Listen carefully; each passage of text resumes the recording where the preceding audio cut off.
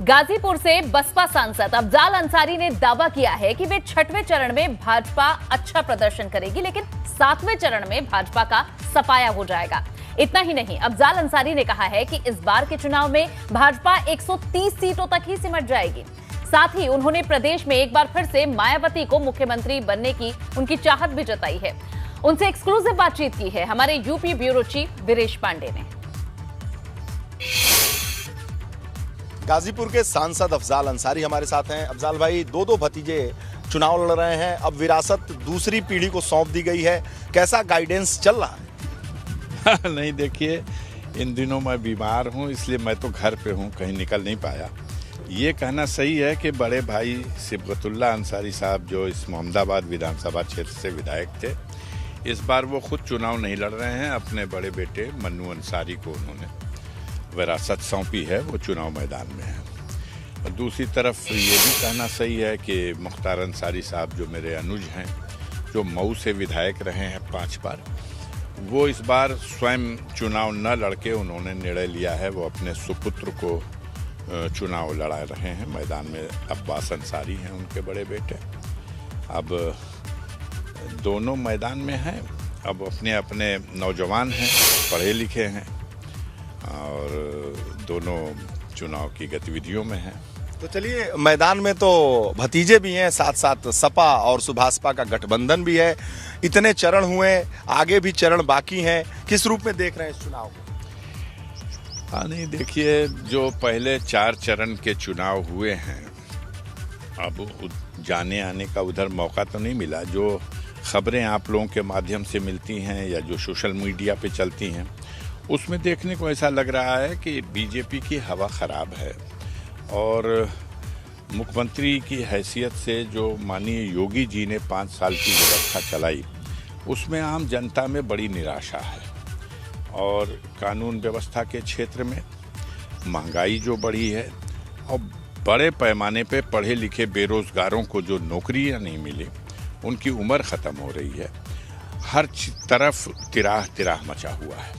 तो एक सरकार के खिलाफ माहौल बना हुआ है और बहुजन समाज पार्टी और अपनी नेता बहन कुमारी मायावती जी के कुशल संचालन में बीएसपी भी चुनाव मैदान में है और दूसरी तरफ गठबंधन जो उनके माननीय अखिलेश यादव जी समाजवादी पार्टी और सुहेल देव भारतीय समाज पार्टी के माननीय ओम प्रकाश राजभर जी या और उनके साथ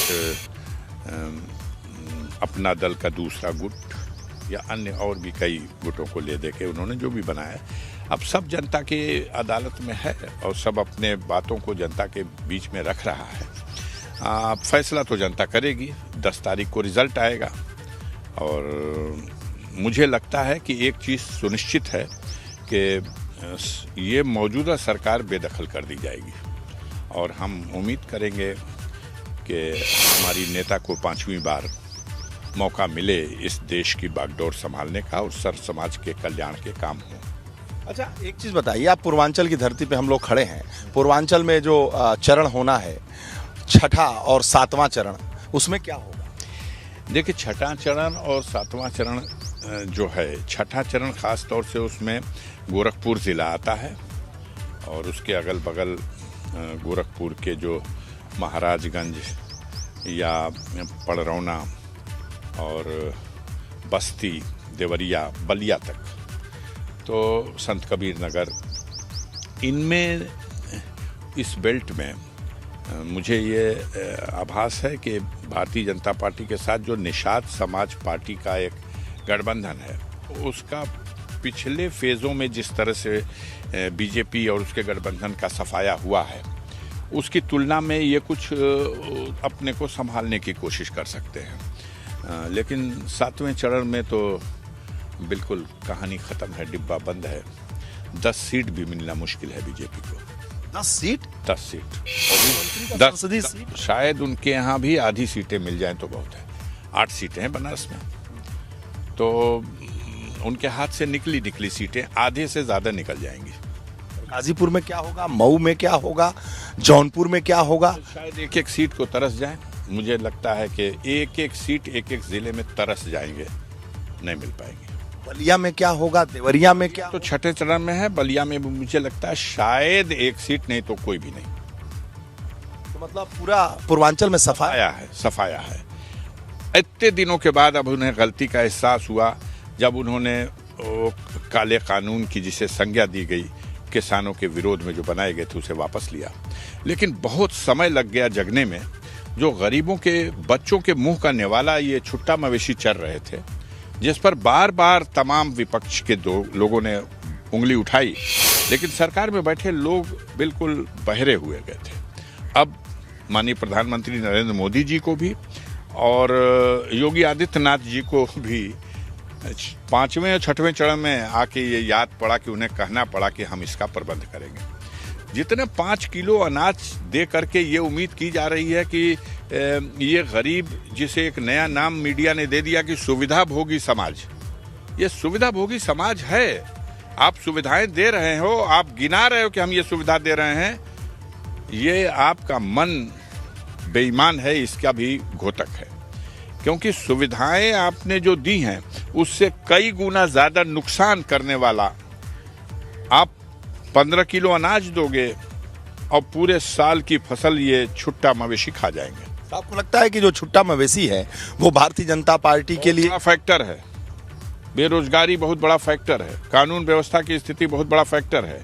कोरोना काल में जिस तरह से लोग हॉस्पिटल में एक बेड मिल जाए, बेड मिल गई तो ऑक्सीजन मिल जाए, ऑक्सीजन या कोई डॉक्टर देखने आ जाए, तरस गए, मर गए।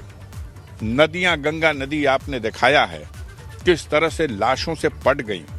लोगों को ईंधन नहीं मिल सका कि वो अपने परिवार के सदस्य को दाह संस्कार कर सके। तो योगी जी और मोदी जी तो जबरदस्त चुनाव प्रचार कर रहे हैं, लेकिन सबको पता है आंधी मगरूर दरख्तों को पटक जाएगी, बस वही शाख बचेगी जो लचक जाएगी। आसमां छूने का हो जाएगा खुद अंदाजा जब जमीन पांव के नीचे से सरक जाएगी। वो वक्त आ गया है कि इनके पांव के नीचे से जमीन सरक गई है। एहसास 10 तारीख को होगा। ये तो कानून व्यवस्था की बात आपने उठाई, सुरक्षा की बात। आप बताओ हाथरस में क्या हुआ? एक बेटी से बलात्कार हुआ, उसे ट्रीटमेंट नहीं मिला। बुलडोजर चला ना, बुलडोजर तो माफियाओं पे चला, गुंडों पे चला, अभी मासूम पर चला। अभी कहते हैं सर्विसिंग में गया हुआ है। अब उनको क्या पता है कि जब तक वो सर्विसिंग में है, जब तक इनका काम तमाम हो जाएगा जब तक इनका काम तमाम हो जाएगा।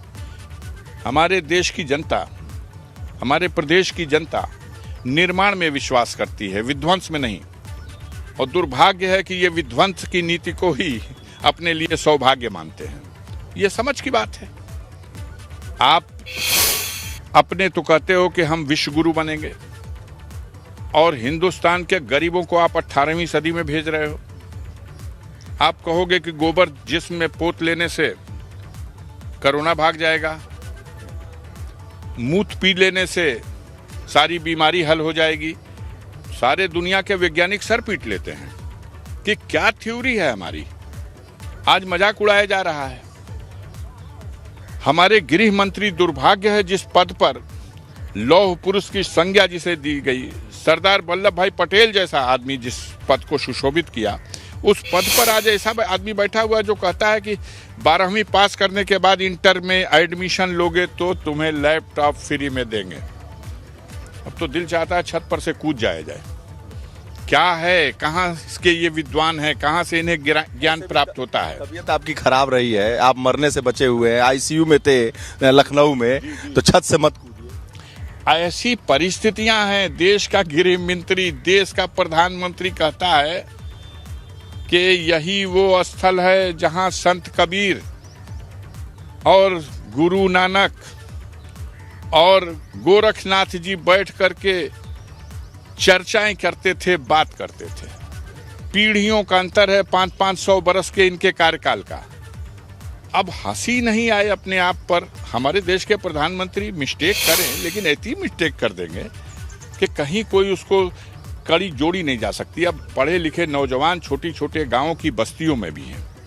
अब वो हंसते हैं, मजाक उड़ाते हैं, ट्रोल करते हैं। भाई सर्विसिंग में बुलडोजर है, साथ ही साथ लिस्ट भी बनाई जा रही है और 10 तारीख के बाद ना यहाँ उस पे बुलडोजर। देखिए यही उनकी गलतफहमी है। वो जो बोलते हैं वो किसी और का नहीं, खुद का नुकसान करते हैं।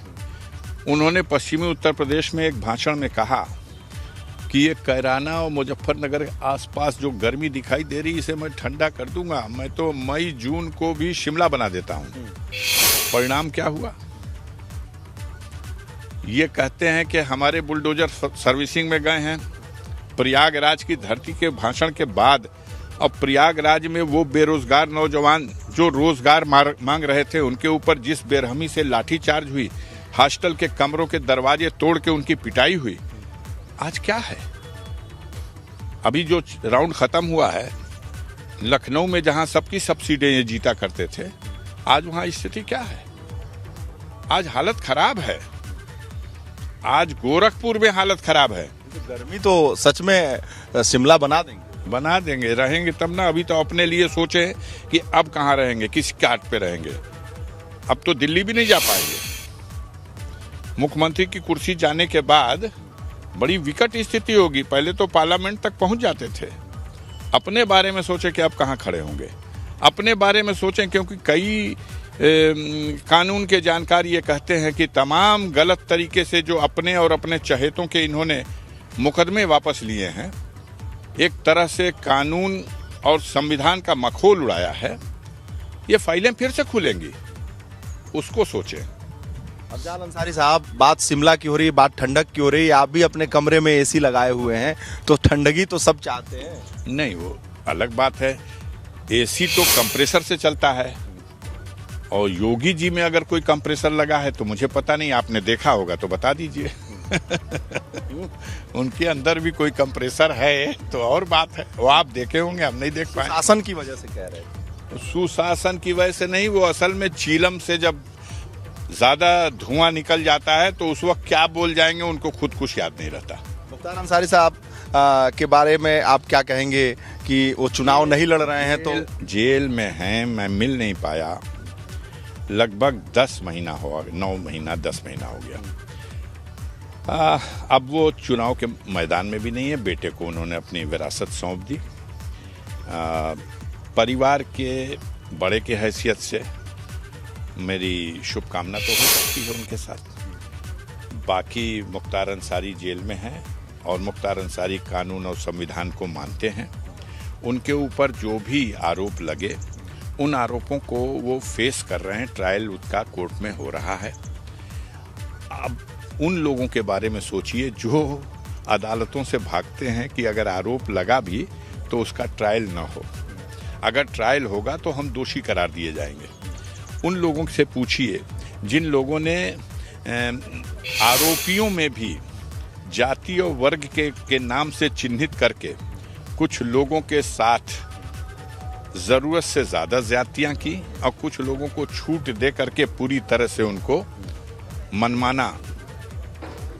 आज भी आप हमसे कई बार एबीपी गंगा ने वादा किया, वादा निभाया नहीं। और मैं हमेशा दोहराता रहूंगा कि आपकी हिम्मत नहीं है कि आप जाओ गाजीपुर में, और गाजीपुर से जाके बनारस हमारा मंडल मुख्यालय है, वहां जरा खंगालो ना, मिलो ब्रजेश सिंह से जो डाक बंगला बना करके बैठे हुए हैं बीएचयू को। मिलिए उनसे जा करके, जिनसे मिल के। अरे डाक बंगला, अगर हम 2-2 महीना जा करके किसी हॉस्पिटल में बीमार का बहाना करके पड़े रहते हैं एसी रूम में, तो डाक बंगला नहीं हुआ। जिनसे मिलने के लिए सरदार वल्लभ भाई पटेल की मूर्ति के अनावरण स्थापना का बहाना लेकर के खुद मुख्यमंत्री जेल में जाता हो और जाकर के वहां गलबहियां करके गले मिलता हो और साजिशों में शरीक होता हो, दुर्भाग्य की स्थिति है। बहुत जल्द उत्तर प्रदेश की जनता ने फैसला कर दिया। अगर ये लोग कुछ दिन और रहे होते तो इनकी कोशिश थी कि देश में लोकतंत्र समाप्त हो जाए, संविधान का राज समाप्त हो जाए। वो तो खत्म हो गया, अच्छा है, इनका नाश हो गया। और आप देखिएगा, ये मैं ज्योतिष शास्त्र नहीं जानता, लेकिन जानकारियां आपके पास हमसे ज़्यादा हो सकती हैं। लेकिन 130 के आसपास सिमट जा रहे हैं, है नहीं कुछ, सफाया हो रहा। और उसके बाद वही नेतृत्व जिन्होंने इनको सर पे बैठाया था, फिर इनके साथ क्या करेगा ये भी देखिएगा। और ये भी अपने उन नेतृत्व के साथ क्या करेंगे, दोनों एक दूसरों के सर फोड़ेंगे कि इनके चेहरे की वजह से हम हारे, और ये कहेंगे इनके प्रचार के गलत तरीके की वजह से हम हारे। वो दिन आने वाला है। अब 10 तारीख कै दिन बची है। बीमार हूँ, क्षमा करें, फिर किसी अवसर से मिला जाएगा।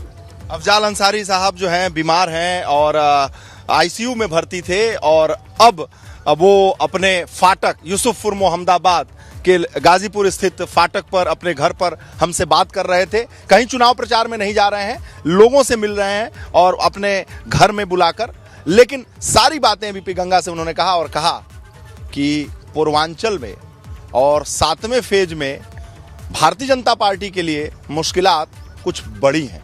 कैमरामैन हरिओम के साथ वीरेश पांडे, यूसुफपुर मोहम्मदाबाद, गाजीपुर।